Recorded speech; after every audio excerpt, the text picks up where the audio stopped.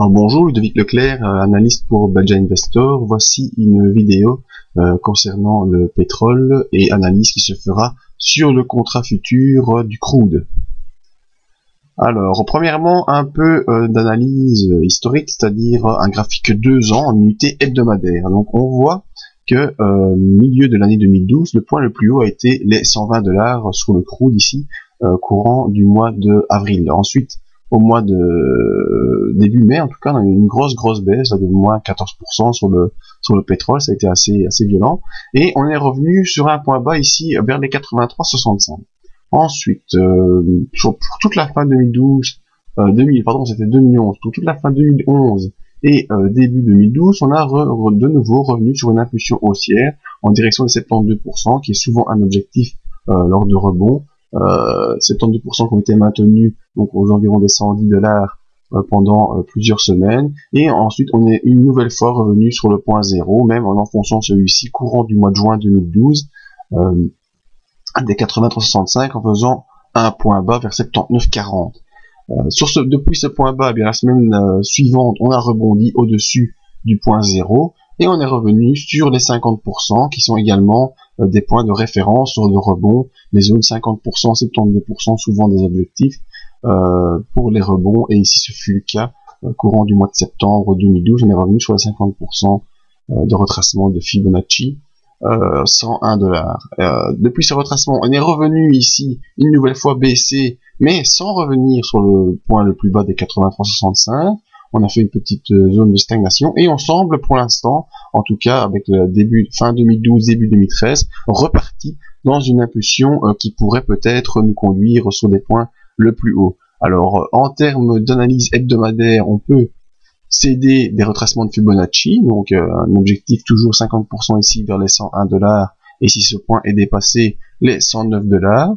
On peut également se tracer une fourchette de Andrews pour avoir des points de support résistance.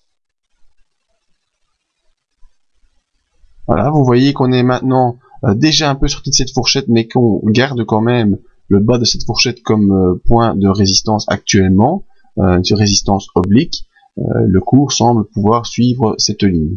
Alors au niveau hebdomadaire, on est également revenu au-dessus de la M20 qui est baissière, donc ces deux impulsions s'annulant un peu, on peut dire que pour l'instant au niveau hebdomadaire, on est plutôt dans une tendance neutre.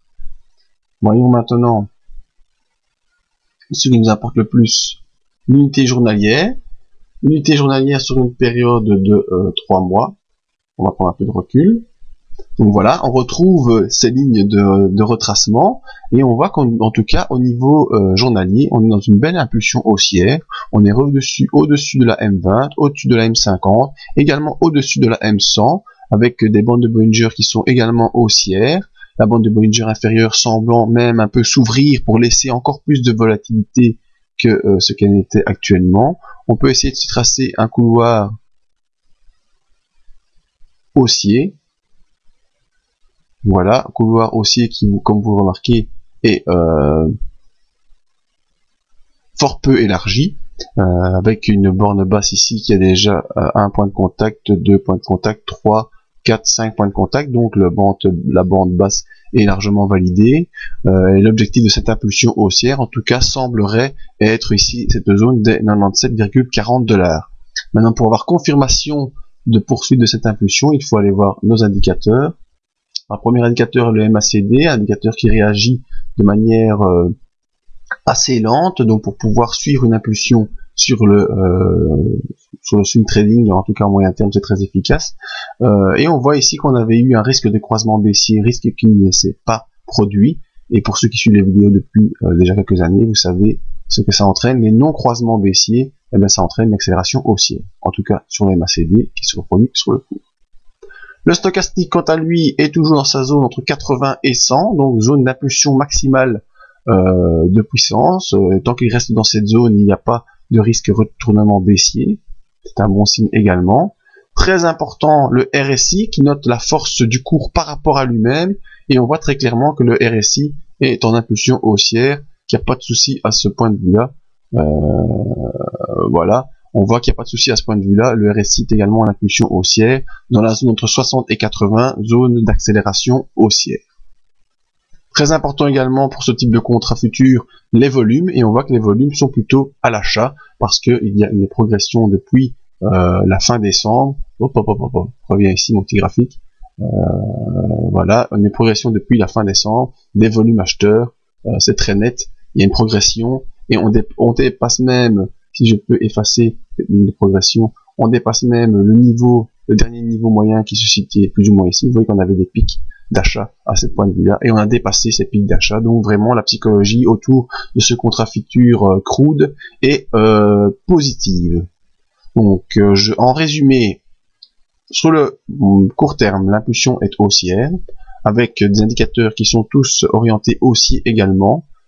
Donc ce que moi je prendrai comme objectif, c'est la zone des 38% à chaque fois, prendre les pourcentages ici, avec 97,40 comme premier objectif court terme, ensuite 101,66 comme objectif secondaire par extension.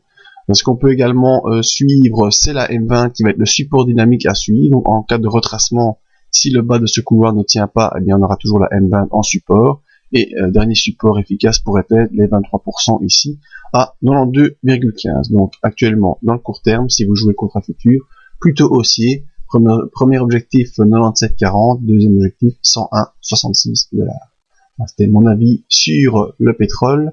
J'espère que cet avis vous aura apporté les réponses nécessaires. Vous pouvez me joindre via mail pour d'autres questions, d'autres avis, et la page Facebook pour les mises à jour de toutes ces analyses. Merci et à bientôt.